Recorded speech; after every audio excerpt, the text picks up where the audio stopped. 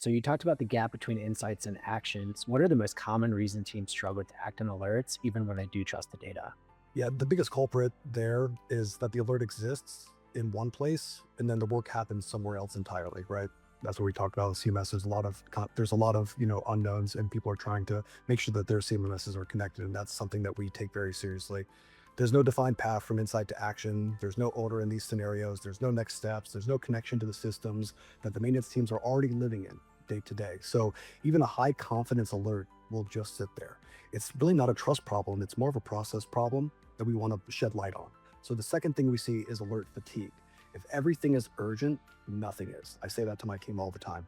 Without validation and prioritization baked into your workflows, teams learn to ignore the noise, and eventually that includes the signals that actually matter.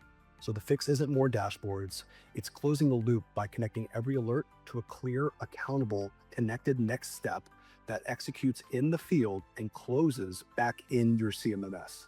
That's when you stop managing insights and start creating value.